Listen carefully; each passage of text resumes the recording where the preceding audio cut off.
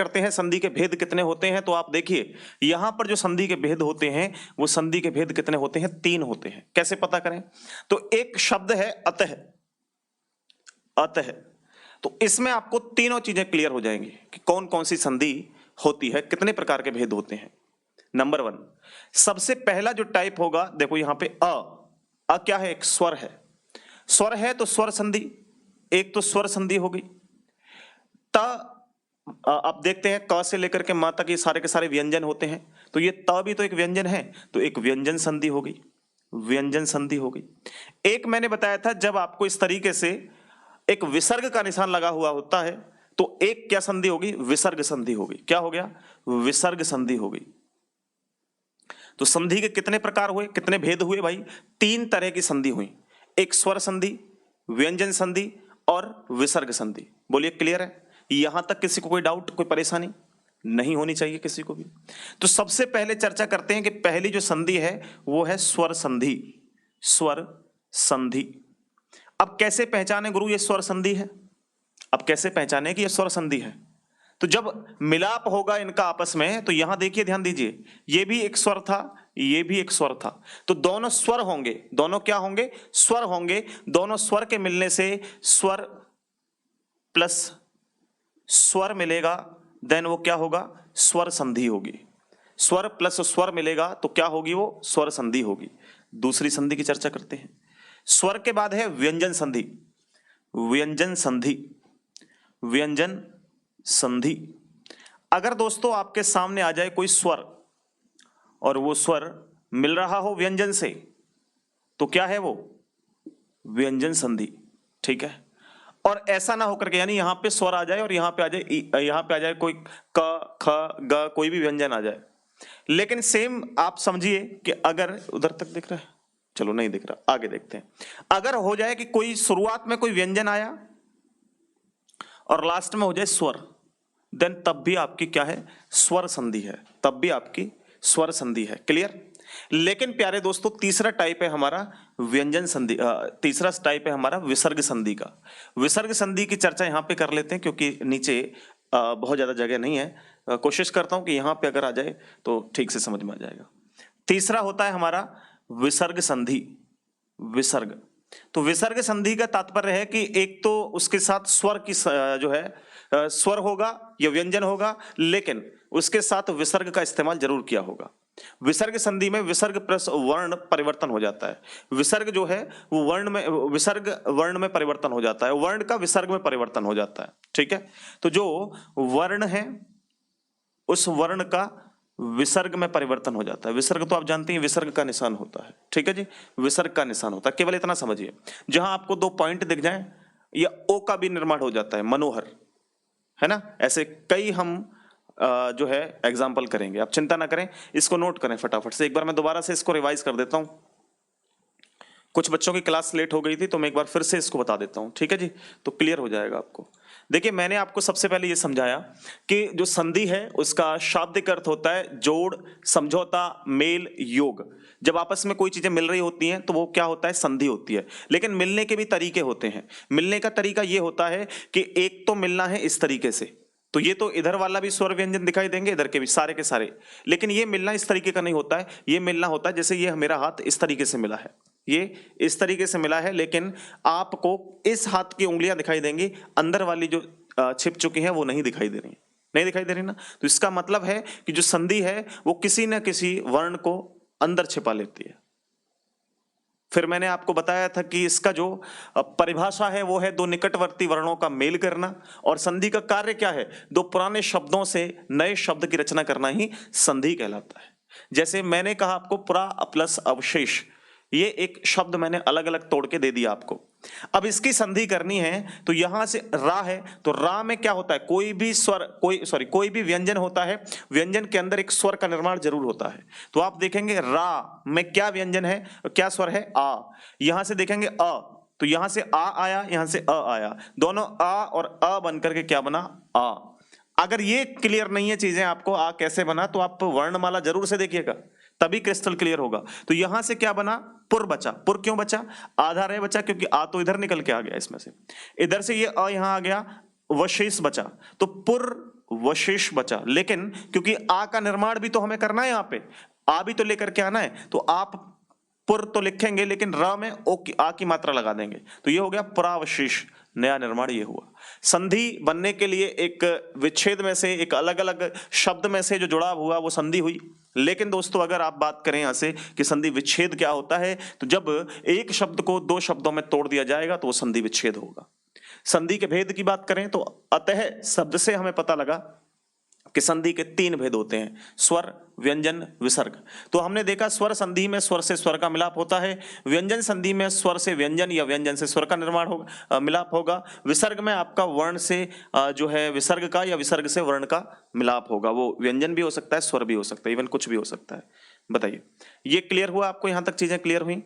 चलिए, इतनी बात क्लियर हुई तो मैं आगे बढ़ता हूं, फिर आगे चीजों को क्रिस्टल क्लियर करते हैं, समझने का प्रयास करते हैं। तो अब हम आगे बढ़ेंगे और बात करेंगे भाई कि स्वर, तीनों संधियों के बारे में थोड़ी थोड़ी चर्चा करेंगे। मैं कुछ ऑप्शंस दूंगा, आपको बताने हैं उनके आंसर, कौन सा ऑप्शन करेक्ट है।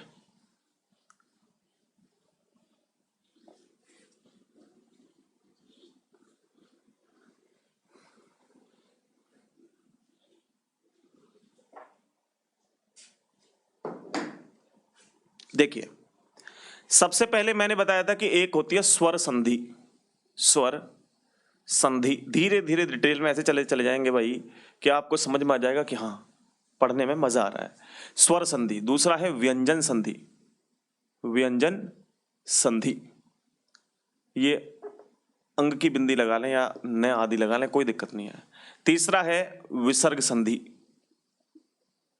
खाली विसर्ग लिख लेते हैं, विसर्ग संधि। ये तीन संधियां हैं हमारे पास। जैसे एक शब्द मैं देता हूं आपको, भावार्थ,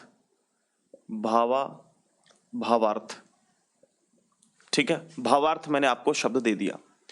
अब भावार्थ शब्द के मैं कुछ ऑप्शंस आपको दे रहा हूं, जैसे ऑप्शन नंबर ए मैंने आपको दिया, आप देखिएगा ध्यान से, भावा प्लस अर्थ, इस तरीके से दे दिया। बी ऑप्शन मैंने आपको दे दिया भाई साहब, भाव प्लस अर्थ, इस तरीके से। सी ऑप्शन मैंने आप लोगों को दे दिया यहां पे, भाव प्लस अर्थ। चौथा ऑप्शन मैंने आपको दिया, भाव प्लस अर्थ। तो आपसे पूछेगा कि इसका संधि विच्छेद कौन सा है, बताइए कौन सा इसका संधि विच्छेद है। जैसे आपको दे दिया सदाचार, सदाचार, ये व्यंजन संधि का है सदाचार। अब इसका ऑप्शन बताइएगा, सद प्लस आचार, सद प्लस आचार, ठीक है, सत प्लस आचार, ठीक है जी, सत प्लस आचार। नेक्स्ट आगे बात करते हैं विसर्ग के बारे में, जैसे निर्विरोध,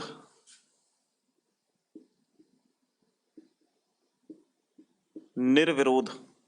अब इस निर्विरोध के बारे में समझिएगा, निर्विरोध लिखा हुआ है, ये क्या लिखा हुआ है, निर्विरोध। ओके, अब निर्विरोध में समझिए, जैसे निर प्लस विरोध, निर प्लस विरोध, पहला ऑप्शन। दूसरा ऑप्शन आप लिखिए यहां पे, निह प्लस विरोध,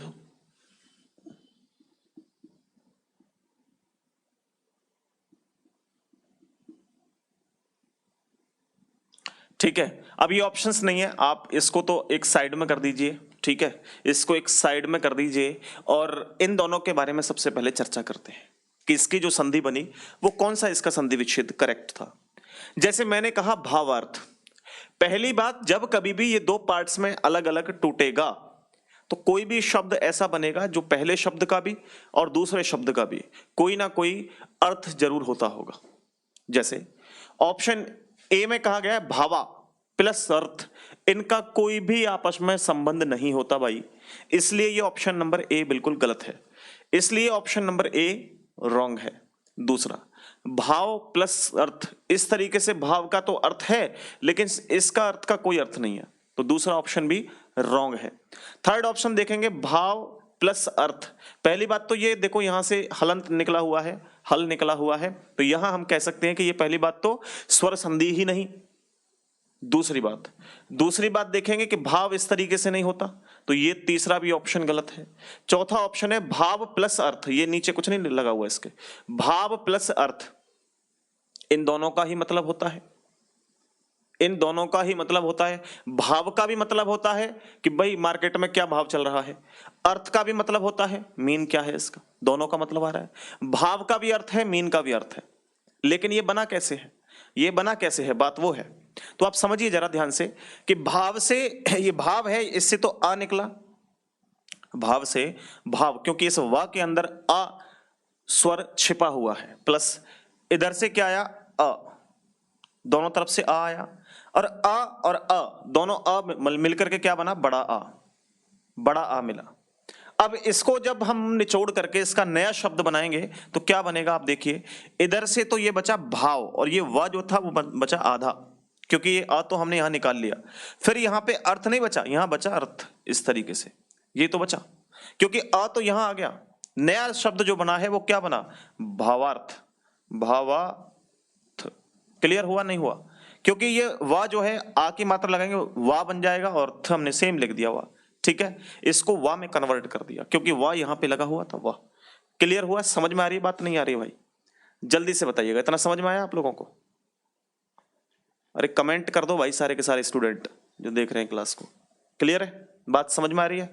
नेक्स्ट अगली बात, अगली चर्चा करते हैं कि जैसे सदाचार लिखा हुआ है, दूसरी बात ये भी पता लग गया आपको कि ये भी स्वर है और ये भी स्वर है, तो ये क्या है, स्वर संधि है। फिर बात करते हैं इधर, देखो यहां पे द जो है ये आपका व्यंजन है और ये आपका अ जो है वो स्वर है, और व्यंजन और स्वर मिलकर के दोनों निर्माण करते हैं किसका, व्यंजन संधि का। तो कौन सी संधि है ये, व्यंजन संधि है। अब सदाचार को जो कन्वर्ट किया हमने, सद का कोई अर्थ नहीं, क्योंकि सद को त में चेंज कर देते हैं, द को त में चेंज कर देते हैं। जब व्यंजन संधि के बारे में पढ़ेंगे तो इसके बारे में भी आपको समझाया जाएगा कि भैया ये क्यों होता है ऐसे, कैसे इसको हम चेंज कर देते हैं, ठीक है, कैसे हम इसको चेंज कर देते हैं। तो यहां त बचा और यहां बचा आचार, तो त में क्या है, ये व्यंजन है, व्यंजन है, और इधर क्या है, ये स्वर है। तो आप देखिए अगर व्यंजन और स्वर से मिलकर के कोई संधि बनी है तो वो क्या है, व्यंजन संधि है।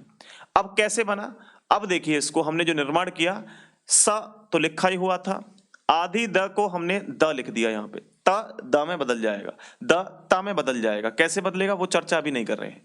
इधर से आया त, अब इधर से क्या आया, आ, तो ये बचा आचार, तो आ देखो यहां से द और आ, तो क्या बन गया ये, सदाचार, सदाचार, क्योंकि ये आ जब द में मिलेगा, ये द है आधा भाई, ये द है आधा, और इसमें मिल जाए आ तो ये क्या बन जाएगा, दा, बन गया नहीं, सदाचार, सदाचार, सदाचार, ठीक है जी, सदाचार।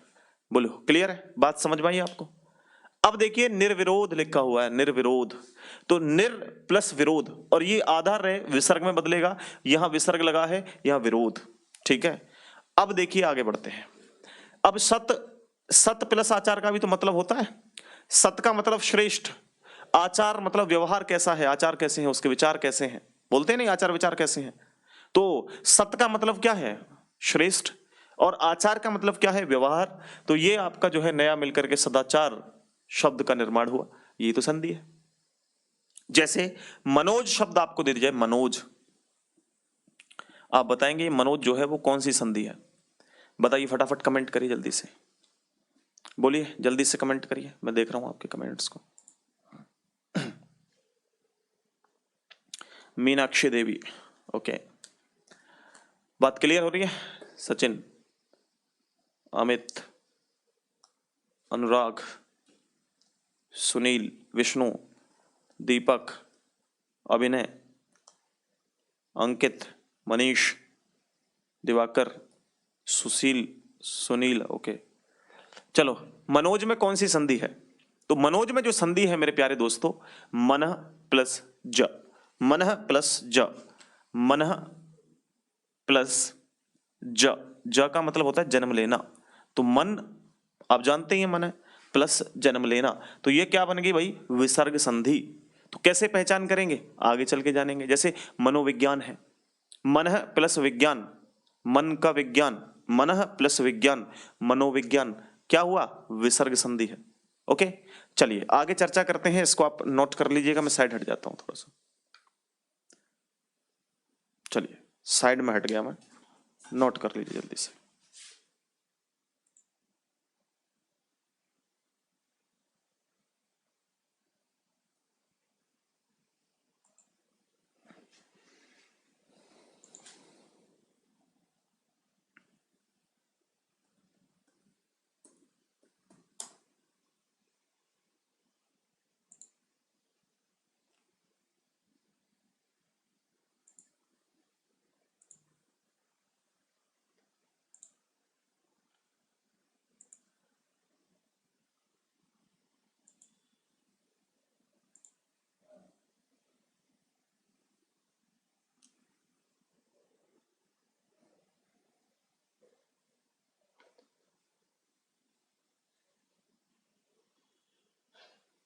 क्या हुआ, क्लास रुक गई क्या?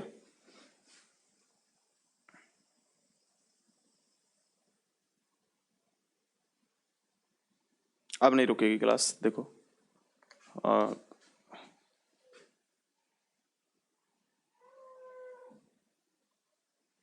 अब देख लीजिए, अब नहीं रुकेगी क्लास। चलो इसको नोट करो फटाफट से। अब बात करते हैं स्वर संधि के बारे में। इनके बारे में अगर नहीं भी समझ में आया हो तो कोई दिक्कत नहीं, तो ओवरव्यू दिया है मैंने, केवल आप लोगों को ओवरव्यू दिया है, इससे आगे की चर्चा तो अब करते हैं। देखिए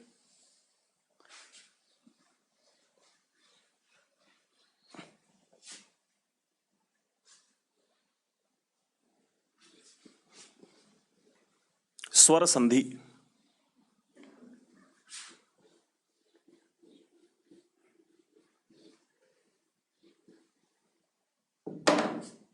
स्वर संधि क्या है भाई, ठीक है, स्वर संधि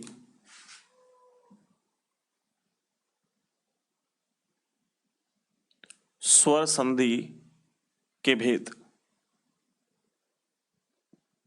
स्वर संधि के भेद कितने होते हैं, 5। कौन कौन से भेद हैं, एक एक करके समझने की प्रयास करिएगा, एक एक करके चीजों को समझिएगा, बड़ी आसान है, कोई दिक्कत नहीं होगी आपको। देखिए, हाँ वो नेटवर्क एरर अब नहीं है ना,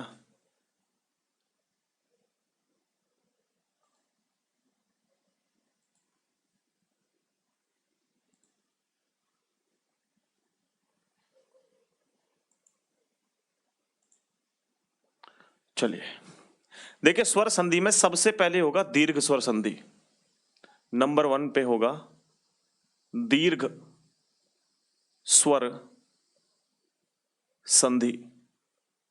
ये दीर्घ स्वर संधि क्या है भाई, इसमें छोटे छोटे पॉइंट्स डाल के लिख लो एक एक लाइन के, उसी में क्लियर हो जाएगा, ट्रिक समझ लो, कुछ भी समझ लो। सजातीय स्वर वर्णों का मेल होगा, सजातीय स्वर वर्णों का मेल होगा। सजातीय जानते हैं, जैसे अ, आ, ई, उ, ये सब क्या है, सजातीय, एक ही फैमिली के वर्ड, आ और आ एक ही फैमिली से बिलोंग करते हैं, ई एक ही फैमिली से है, उ एक ही फैमिली से है। तो समझिए, मैंने अगर सजातीय शब्द नहीं मालूम है आपको कि सजातीय शब्द क्या होते हैं जी, तो आप लोग जो है